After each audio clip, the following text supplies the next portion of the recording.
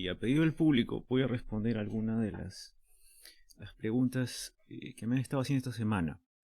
Básicamente es cómo decidimos el voto un economista o un especialista en inversiones o finanzas. Es distinto a como se imaginarán, depende de tu profesión, cuáles son los criterios que tú tomas en cuenta a la hora de votar. Entonces, cuando se invierte, la perspectiva principal es descubrir el floro, ¿no? Entonces, no quiere ser esto es una clase, va a ser un poco extensa de repente. Voy a tratar de poner un índice de capítulos o de secciones, cosa que ustedes pueden ir a la parte que más les interese. Sabiendo eso, vamos a empezar con un aspecto, ¿no? El aspecto inicial es entender, y para eso voy a ver, he estado tomando algunas notas, es qué cosa considera un inversionista. Y a pesar de lo que ustedes piensen, el inversionista lo primero que va a tratar de detectar es si no le están metiendo floro. Es distinto a un votante, ¿no? Que es más pasional, ¿no? Uno decide el voto pensando en nuestros sentimientos, ¿no? La dignidad o la justicia, etcétera, ¿no? Ahorita les voy a explicar por qué, pero empecemos con la parte de por qué los inversionistas decidimos, o los economistas, decidimos en base a otros criterios. Entonces, primero consideremos el criterio de lo siguiente, y les puedo ilustrar el caso. El fenómeno del populismo en el mundo no está limitado. Populismo es igual a floro, ¿no? Para que nos entendamos. O sea, el inversionista ve populismo, floro. Que básicamente el populismo es hacer promesas que no puedes cumplir. Y en el caso económico, hacer promesas que no puedes cumplir porque no puedes pagar por ellas, no tienes cómo pagarlas. Entonces, lo principal es descubrir este que está prometiendo riquezas, bonos, lo que quiera, puede pagarlo. Si no puede pagarlo, es igual a floro. Si no puede pagarlo, es igual a populismo. Y veamos el populismo en Inglaterra. El populismo en Inglaterra se caracteriza por 4 factores. Primer factor, anti-elitismo. Segundo factor, teorías de la conspiración. Tercer factor, hostilidad al Estado o a los impuestos. Cuarto factor, hostilidad hacia los extranjeros. Pero cuidándose de no ser racista. Ese es el otro aspecto. Entonces vamos con el punto 1, antielitismo. Se caracteriza usualmente por verbalismos como ricos contra pobres, la clase baja con la clase alta. En el caso inglés era los ricos quieren permanecer en el Brexit porque les conviene. Los pobres son los que sufrimos, ¿no? Teorías de conspiración. Teorías de conspiración, usualmente la retórica de hay alguien que está moviendo sus tentáculos detrás del poder y no lo vemos y está tratando de dominar al mundo, ¿no? En el caso de Trump era Rusia o China estaban detrás de todo, o según Trump era los mexicanos estaban detrás, los inmigrantes querían apoderarse de nuestras tierras, nuestros trabajos, ¿no?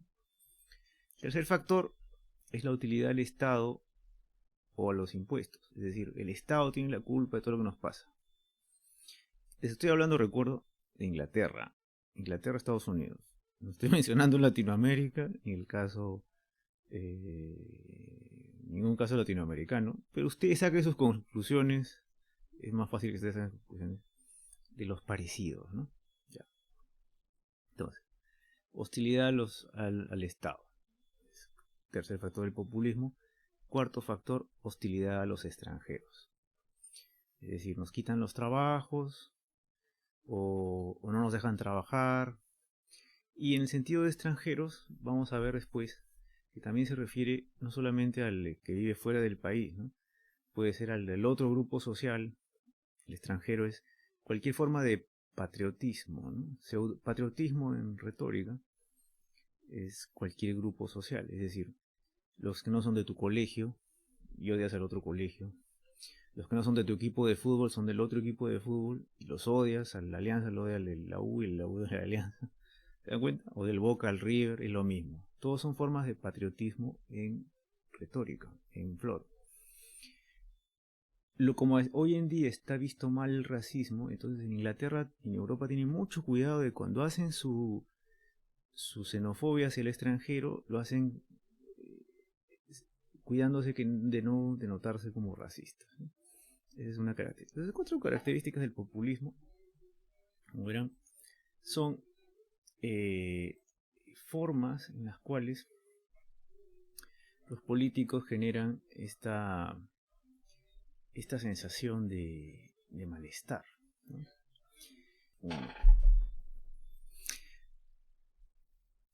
Los políticos suelen utilizar las emociones como herramienta retórica. Estudios neurológicos recientes han confirmado esta teoría, ¿no? Depende de las emociones, básicamente el sistema límbico tiende a ganar a las partes más racionales de nuestro cerebro. Como Aristóteles observó, ¿no? La realidad se ve distinta bajo diferentes emociones. Por ejemplo, un cambio hacia lo mejor para alguien deprimido igual va a seguir viéndose mal, ¿no? Ese es un ejemplo. Protágoras, un sofista de la antigua Grecia, decía que hasta la comida sabe amarga al que está enfermo, a diferencia al que está sano, ¿no?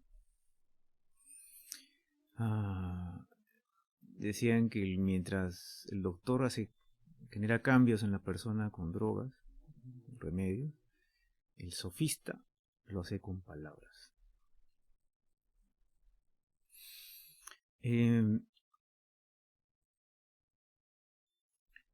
¿Cómo hacía Aristóteles? ¿Cómo recomendaba Aristóteles cambiar las emociones de la gente? Y él recomendaba hacerlo a través de las creencias de las personas, ¿no? Porque básicamente emociones para él, nuestras emociones venían de nuestras creencias. Es decir, ¿qué consideramos nosotros como valioso? ¿No? ¿Qué consideramos que nosotros sabemos? Tercero, ¿qué es lo que esperamos que va a pasar? Recuerden eso, ¿no? ¿A qué le damos valor? ¿Qué creemos que sabemos? ¿Y qué esperamos en el futuro que pase? Entonces, a eso le llamaban, a las emociones los griegos le llamaban patos, con H en medio. No como pato, no como el pato, como patos. Y lo separaba, Aristóteles separaba el patos de la lógica, como dos cosas distintas, ¿no?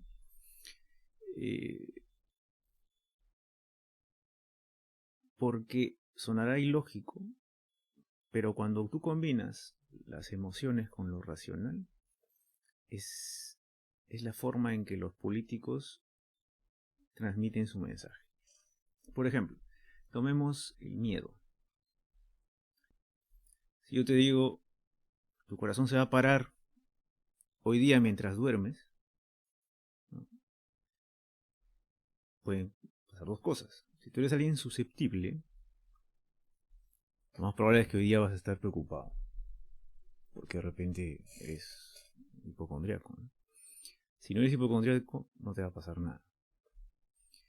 Si eres hipocondríaco, a la menor sensación de arritmia, vas a creer que lo que yo te acabo de decir se va a cumplir en la noche. Y incluso, si eres sensible, ya la sola preocupación de lo que te acabo de decir va a hacer que tu corazón en la noche empiece a latir más fuerte, ¿no? A otros me dirán, no, lo que tú me dices no me hace nada. A ti, que no me has hecho caso, no te ha afectado, te ha salvado tu falta de fe. Como tú no tienes fe en mí de lo que te acabo de decir, que te va a dar un paro cardíaco en la noche, esa falta de fe, falta de creer en lo que yo te digo, te salva del temor. Entonces, las emociones vienen de las experiencias y la expectativa de lo que va a pasar. Cuando tu audiencia cree que algo ha pasado o va a pasar en el futuro, lo más vívidamente que tú puedas transmitir esas sensaciones a tu audiencia de que algo va a pasar, lo más vívido que lo hagas va a ocasionar que la gente lo sienta más, que experimente una emoción más fuerte. Por ejemplo, supongamos que yo te quiero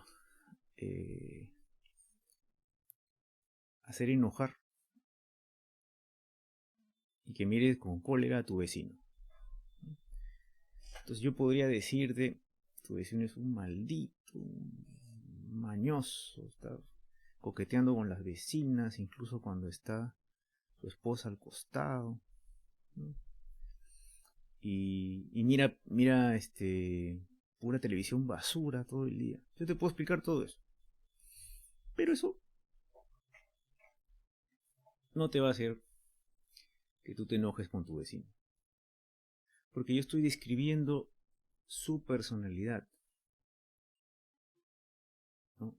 Pero estoy fallando en pintarte una experiencia a ti, ¿ya?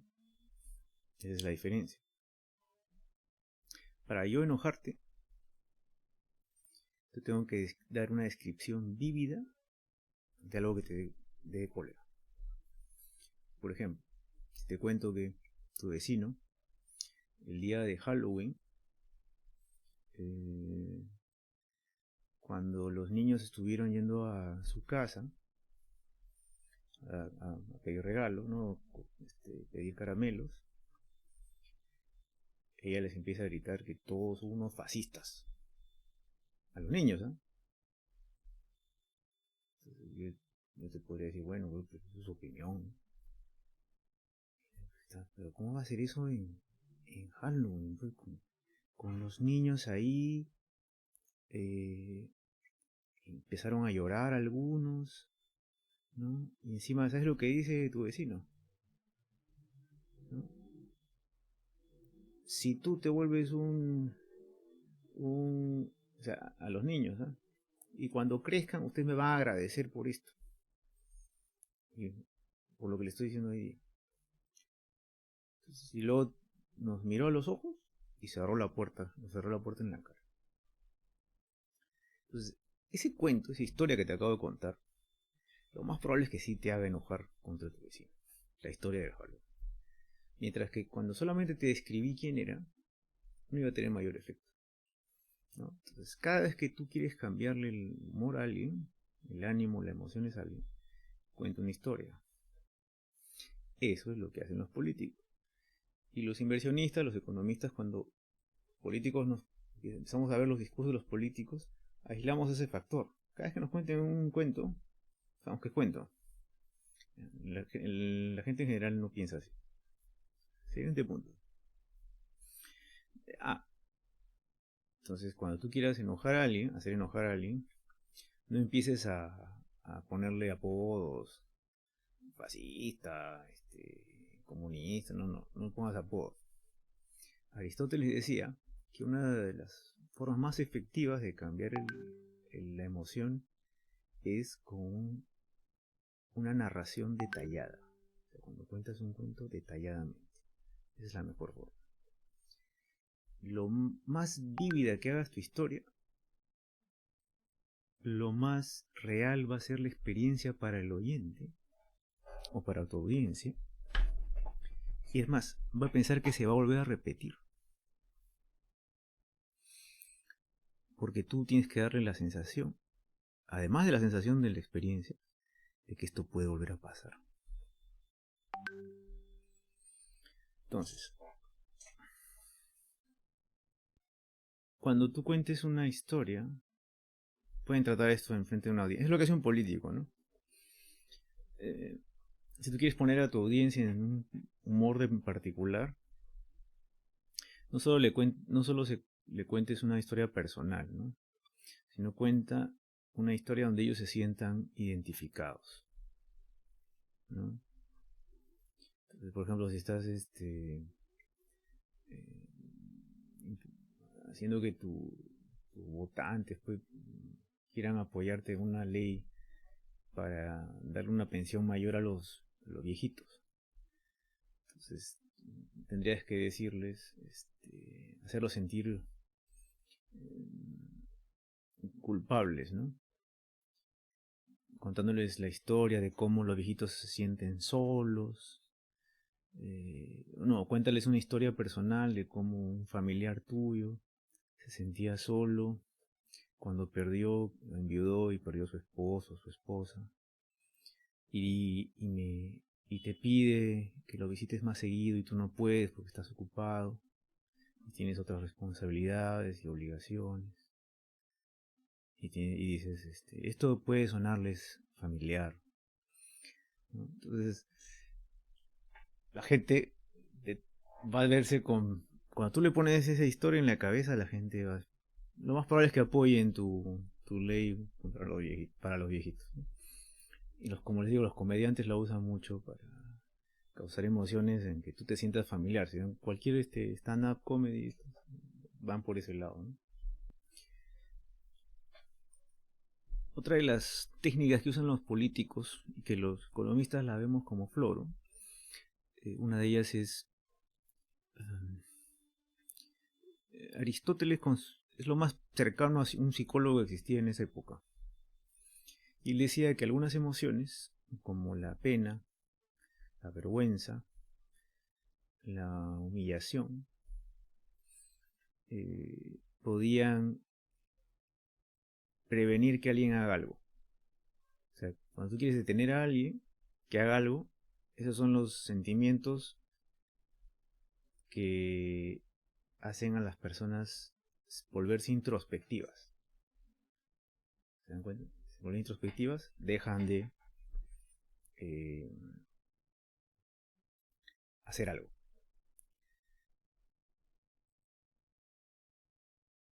Todos estudian una canción triste, ahí se dan cuenta que ay, no te vas a no hacer nada. Volverte hacia ti, dentro, empezar la introspección personal. Todo lo que los ha dejado la chica, el chico, y escuchan canciones tristes, me darán la razón.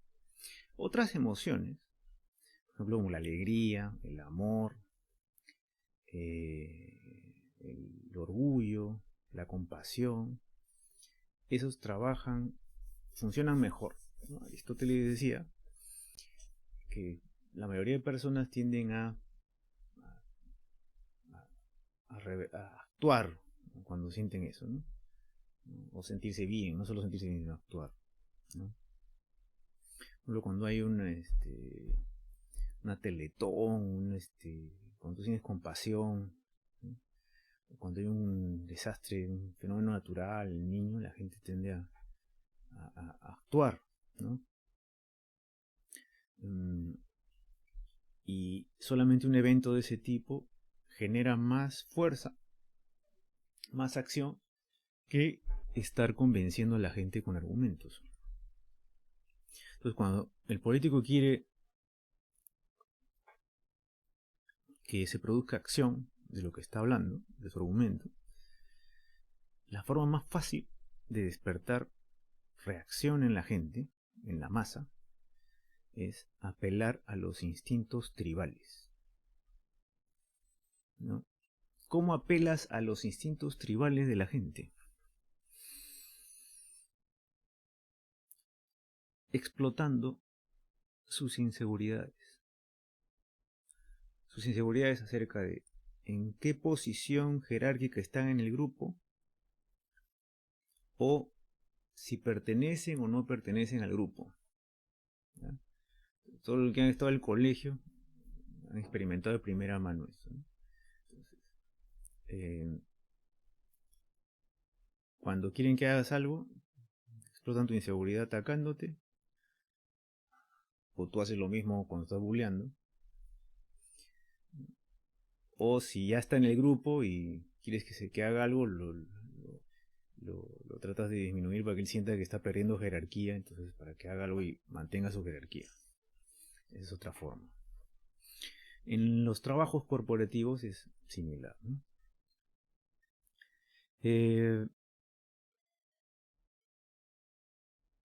Cuando tú quieres que tu audiencia se identifique con tus ideas, ¿no? Y a través de tus ideas que se identifique contigo, y cuando se identifica contigo haga algo que tú estás promoviendo, ¿no? A eso se le llama, ese es el patrón que sigue el político, ¿no? Primero hace que tú te identifiques con él, a él es como yo, y luego que te has identificado con él, él te propone una acción que tienes que hacer tú, ¿no? Es por eso que Aristóteles, en su lista de retórica, ponía en orden de prioridad primero la cólera, el patriotismo y la emulación en el sentido de yo quiero parecerme al otro, entre las principales emociones con las cuales se puede obtener algo de una audiencia y que se levanten del asiento y hagan lo que tú quieres. Esas tres: cólera, enojo, patriotismo y emulación, ¿no? Solo para cerrar la idea, ¿no? Aristóteles, cuando usaba el temor, cuando hablaba del temor, lo consideraba una falacia, ¿no? Lo que llaman el argumento por el palo, ¿no? Eso lo considero falacia, porque cuando incluso si el que está hablando no está haciendo nada amenazante, el temor hace que no actúes, te previene de actuar, ¿no? Eh, no, borra. 3, 2. Estábamos hablando del temor, ¿no? Y cuando Aristóteles hablaba del temor, creía, él hablaba de la falacia como del palo, ¿no? Con temor fuerzas a la gente a actuar, ¿no? Incluso si no estás amenazando, hasta que sienta el temor para que la gente actúe de alguna forma. Más bien cuando tú obligas a la persona a actuar, usualmente la restringes de una opción, ¿no? Entonces, cuando tú quieres que la gente actúe, la atemorizas. Cuando quieres que la gente no tenga opciones, solo actúe una opción, ahí es cuando usas la fuerza. Entonces, ya por las noticias recientes se habrán dado cuenta cuál es la motivación detrás de generar ataques de terror, que la gente sienta cierta amenaza, ¿no? Para evitar que cojan la opción que tú no quieres. Entonces, Aristóteles, ¿no? Una persona que desea algo, pasamos a otro tema, pasando tres, pasando a otro tema. Cuando una persona que desea algo es especialmente susceptible a la cólera, ¿no? Si tú frustras su habilidad o su capacidad de alcanzar algo, ¿no?, vas a conseguir una persona enojada. Por ejemplo, a ver, trata de quitarle la Coca-Cola a tu hijo o el helado, para que tengas un ejemplo, ¿no? Entonces, la gente, incluso es así, la gente más joven tiene más deseos, más aspiraciones que la gente más vieja, ¿no? Entonces, tienden a caer en el enojo más rápidamente.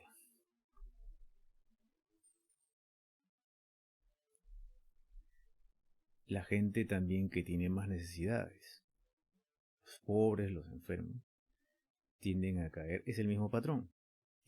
Es más fácil levantar su enojo que la gente que está sana o está sana, que la gente que está sana o no es pobre, ¿no?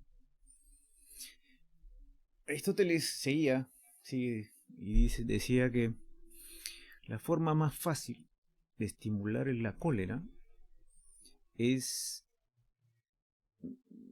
digamos, ninguneando tus deseos. Ahora, recuerden que Aristóteles vivía en una cultura donde los más fuertes eran los que dominaban, ganaban, ¿no? Y no eran muy sensibles, como hoy en día, que todo el mundo, cualquier cosita está con los sentimientos llorando, ¿no? No, en esa época no era así. Entonces ahí si irrespetabas a la mujer de alguien, terminabas muerto o preso en las galeras, ¿no? Eh, para el propósito de lo que estamos hablando, de la persuasión política,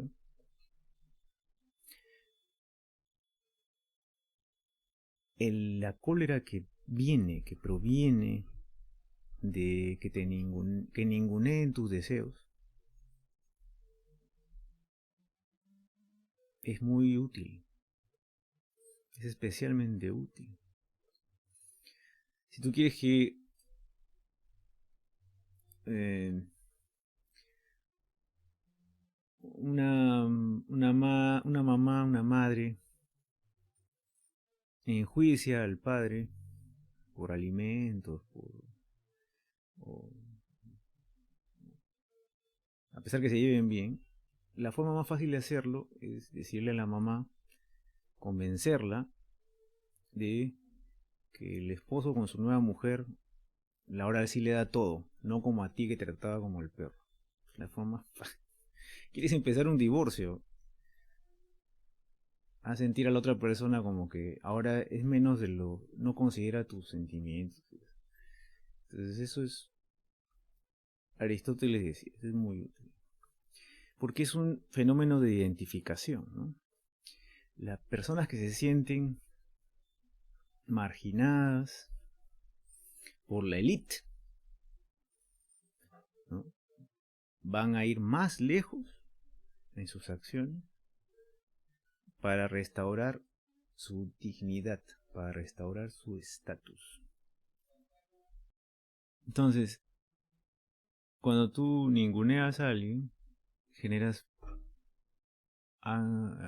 enojo rápidamente. Entonces es lo que tratan de hacer los políticos, ¿no? Argumentos como el Estado nos ha olvidado, el Estado, no sé, o los imperialistas han hecho esto, o la élite, todos esos nunca nos han mirado, siempre nos ha olvidado, siempre nos ha dejado. O sea, todos esos son eh, trucos de la política verbal para hacernos enojar. Entonces, la herramienta que usan aquí para centrarlo, esta herramienta consiste en mostrar que tu oponente está despreciando tus deseos. Le dices a tu audiencia, el oponente está despreciándonos, está ninguneando lo que nosotros queremos. Esa es la herramienta. Entonces, si tú quieres mover a las masas en una protesta, los políticos, ¿qué hacen? No solamente promocionan su causa, o atacan al oponente, ¿no? Eso no basta. Lo que tienes que hacer es que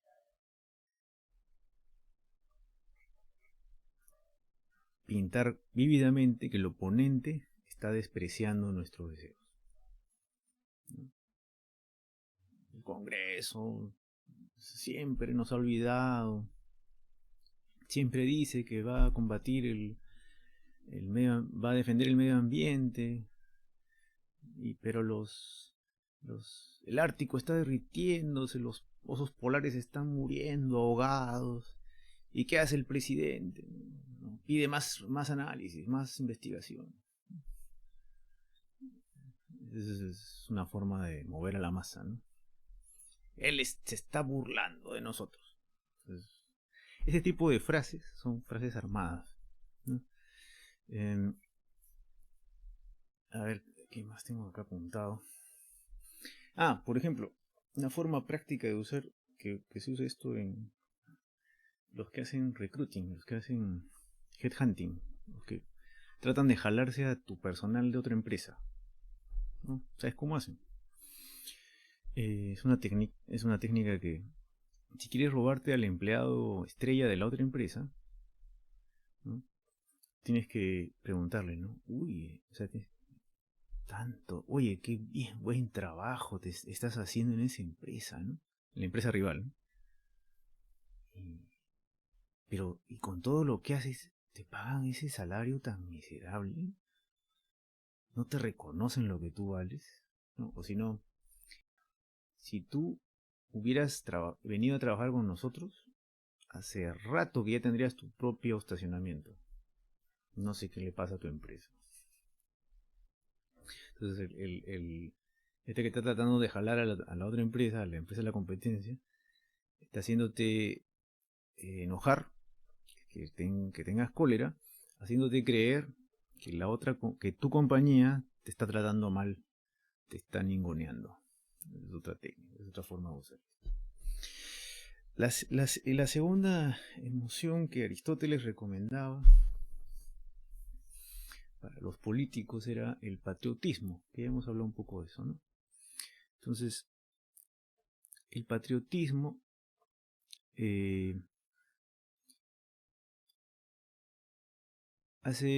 funciona mejor cuando mira hacia el futuro, ¿no? La retórica del grupo, la lealtad del grupo, no tiene que ser acerca del país. O sea, el patriotismo no es acerca del país, en lo que estamos hablando ahorita. Puedes ser, como ya les dije, puedes ser patriota respecto a tu secundaria, tu equipo de fútbol, ¿no? Tal vez tu compañía, ¿no? Es muy raro ahora, ¿no? Pero también. Y no confundirlo con idealismo. Puse un post acerca de esto. No confundirlo con el idealismo, ¿no? El idealismo en el sentido de creer en una idea. Porque eso está en el área, en el rubro de la lógica, ¿no? De lo que llaman logos, no en la emoción, o patos, en el logos. Por ejemplo, los soldados, cuando van a la guerra, mueren por la democracia, mueren por la libertad. Y si bien están llenos de patriotismo, ¿no? Como la guerra con Chile, por ejemplo, no lo hacen por una idea, ¿no? No es por un país, no es por la idea de un país. Están luchando, tampoco por la constitución, ¿no? Están luchando por su familia, su comunidad, sus amigos, ¿no? Por su nación, no por la idea del país. Entonces, un argumento efectivo, por ejemplo, en contra de para bajarse una constitución, tiene que ir por el lado de las emociones, ¿no? Y para evitar que cambien la constitución, tiene que ir por el lado de la lógica, porque la lógica enfatiza ideales, ¿no?, más que el patriotismo. Entonces, por emoción vas por el patriotismo, ¿no? Cuando, por ejemplo, ahorita han escuchado, ¿no?, hay que combatir la constitución de tal fulano porque es una constitución de dictadura que nos explota y nos hambrea. O sea, todas las frases que están alrededor de por qué cambiar la constitución no son lógicas, son dirigidas a nuestras emociones. Y más bien, los que defienden la constitución dicen, no, pero entonces la constitución va a pasar esto, el otro, el capítulo económico, la inversión que puede generar, el desempleo. Son argumentos de lógica, ¿no?, para defenderla. Una forma ideal como herramienta que usan los políticos para estimular este patriotismo que estamos hablando es levantar los ánimos de la gente mostrando el éxito del rival, ¿no? Un ejemplo de esto es, por ejemplo, cuando los revolucionarios americanos, cuando la revolución en Norteamérica comenzó, la verdad que no le hacían mucho caso, ¿no? O sea, porque empezaron a luchar los mercaderes, porque estaban hartos de los impuestos, ¿no? Se levantaron en armas. El resto de gente decía, o sea, bueno, era problema de otro, ¿no? Solo cuando los ingleses empezaron a meter las tropas en el campo, en las plantaciones, en las chacras de los americanos, fue cuando recién se levanta el patriotismo de la revolución y la gente empieza a unirse a la causa de la independencia, ¿no? Recién ahí, no cuando el tema era solo impuestos y rebajar los impuestos. Por eso es que cuando ustedes leen la historia del Perú respecto a la gesta libertadora, todos son libertad, democracia, la nación, cuando en realidad los objetivos detrás de la independencia del Perú era básicamente no pagar impuestos a España, si no recibían ningún beneficio de España, más que simplemente impuestos, ¿no? Y los más interesados eran los países que estaban más relegados, que era Argentina, Chile, Colombia, Venezuela. ¿Por qué? Porque ellos no recibían los beneficios de ser la capital del virreinato, que era Perú. Por eso, ¿por qué creen que Perú no se levantó? Pues no fue el que levantó, tuvieron que venir de Argentina y de Venezuela para independizarlo. Porque acá, mal que bien, eran los que mejor les iba de todos, ¿ya? Pero para poder hacer que los peruanos se unieran a la batalla, tenían que hablar de libertad. ¿Qué más? Por ejemplo, puedes mostrar que tu rival está haciéndola mejor que tú. Es la clásica de tú quieres tener mejor carro que tu vecino, ¿no? O que tu compañero del colegio, qué sé yo, ¿no? Basta que tu pareja te diga, mira, pero qué raro, ¿no? Mira, tu compañero si tiene un carro más grande, o una casa más grande, una casa de playa, tú ya estás pensando, este maldito, ¿cómo vas a hacer tú? Porque están estimulando tus celos, ¿no? Tus celos de la jerarquía. Tú también puedes hacerlo, ¿no? Es otra forma de hacer patriotismo retórico, patriotismo retórico. Es decir, cuando los gerentes hablan de el amor a la camiseta, el amor a la compañía, ¿no? En realidad lo que quieren decir están estimulando el patriotismo, ¿no? Que esencialmente el patriotismo es una emoción competitiva, te hace competir, ¿no? Entonces, si tú quieres hacer que tus vendedores vendan más, ¿no? Focaliza tu discurso a tus vendedores en lo que está haciendo tu rival, ¿no? Por ejemplo, si la iglesia del otro barrio está levantando más dinero para hacer más bonita su iglesia, su templo, te que tú te van a estar Y ellos ni siquiera van a misa todos los domingos, son unos herejes. Eso va a hacer que tú empieces a levantar y hagas tu pollada, hagas tu rifa para tú levantar más bien y hermosear tu templo. Los ejemplos que les puedo dar. El patriotismo es estimulado cuando te enfocas en lo negativo, ¿no?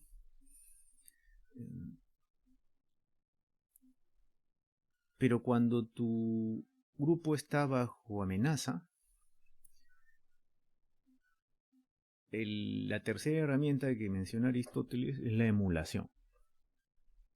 Entonces, o sea, cuando quieres copiar a alguien, ¿no? Nosotros lo vemos como una emoción, es difícil de imaginarlo como una emoción, pero los antiguos griegos creían más en la imitación que nosotros, ¿no?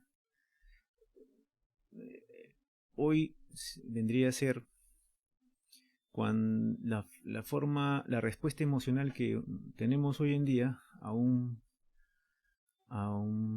modelo, a un héroe, a un rol, ¿no?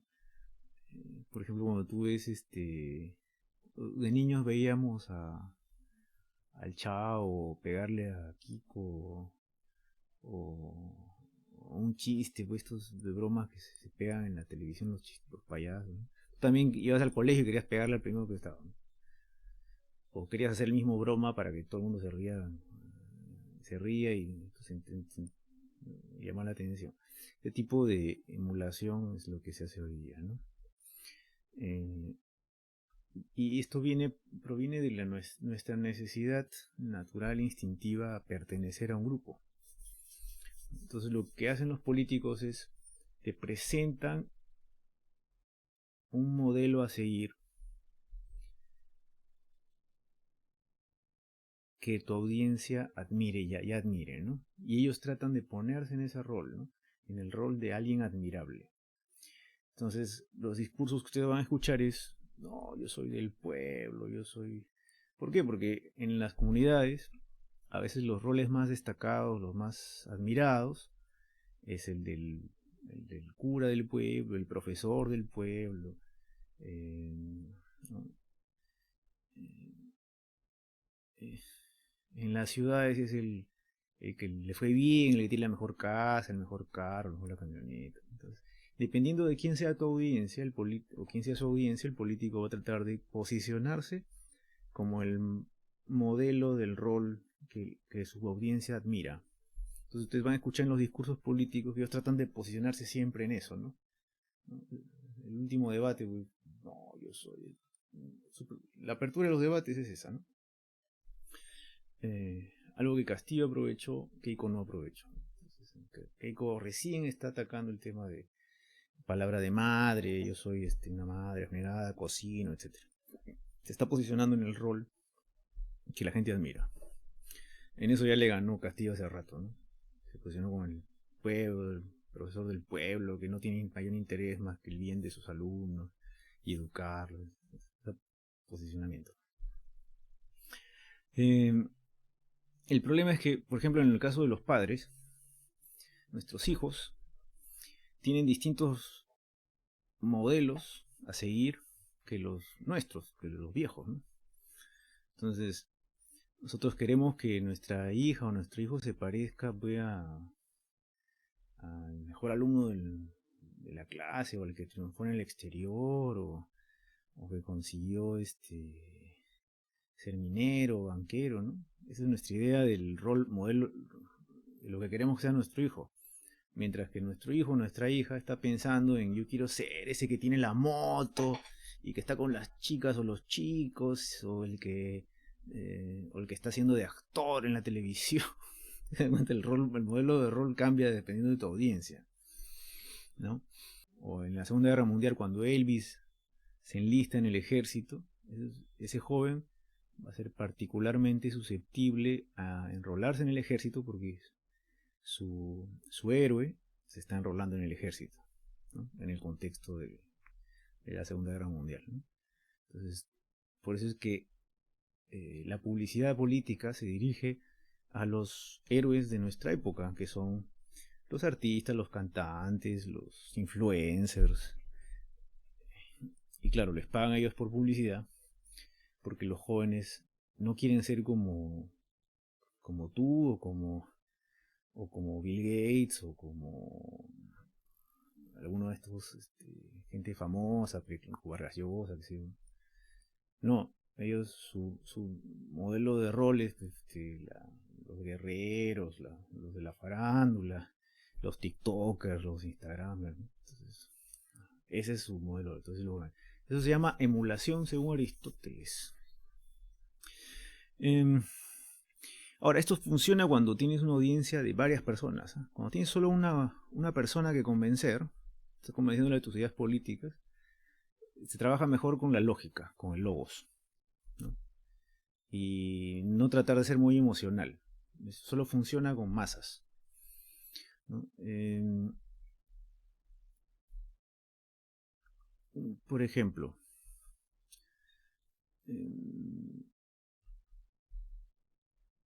vamos a mencionar la última herramienta para cerrar este capítulo de cómo los economistas vemos a los políticos, ¿no? Que es el deseo, ¿no? Es el foco de la publicidad todos los días, ¿no? Poner imágenes en las cuales estimulen tus deseos, ¿no?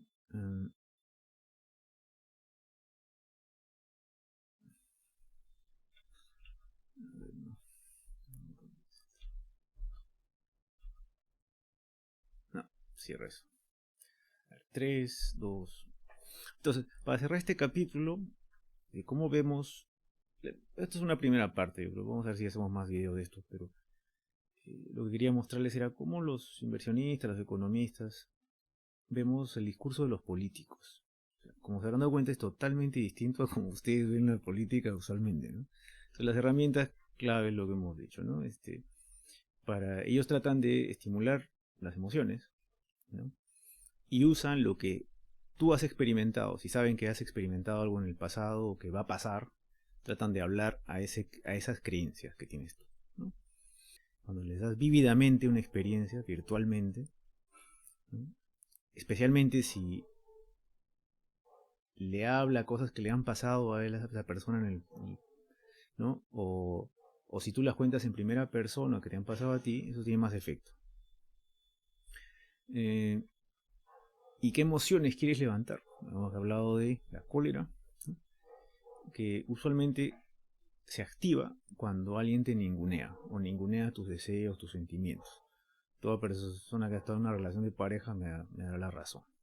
Entonces tú puedes dirigir la furia de tu audiencia hacia el enemigo, hacia el equipo contrario, poniéndola de forma que el enemigo o la otra persona está ninguneando tus deseos, ¿no? El otro es patriotismo, que hace que actúes, ¿no? O escojas una opción de acción que tú le has puesto, apelando a su deseo de grupo, ¿no? Por ejemplo, destacas el éxito del rival, cómo le está yendo bien al otro y no a ti. Es una forma de despertar el patriotismo. Finalmente, la emulación, que es cómo respondes emocionalmente a un modelo, a un rol, ¿no? Entonces, los griegos le llamaban ethos, E-T-H-O-S, que es cuán prestigioso eres, ¿no?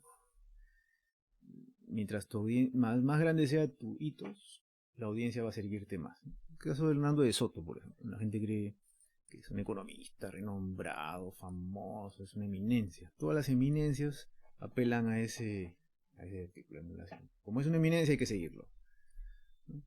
Ese es más o menos el acto. Entonces, eso es todo por hoy. Voy a tratar de hacer más, si les interesa y hacer más likes, voy a seguir haciendo videos de estos. Pero creo que es importante, justo por la fecha, que ustedes sepan cuáles son los trucos y herramientas que usan los políticos cuando les hablan. Y eso es una especie de vacuna contra el floro político. Y los inversionistas, los economistas, los financieros, cuando vemos eso, cuando vemos el discurso político, aislamos todos estos efectos para ver realmente qué propuesta económica existe. Eso lo haremos en otro video. Nos vemos.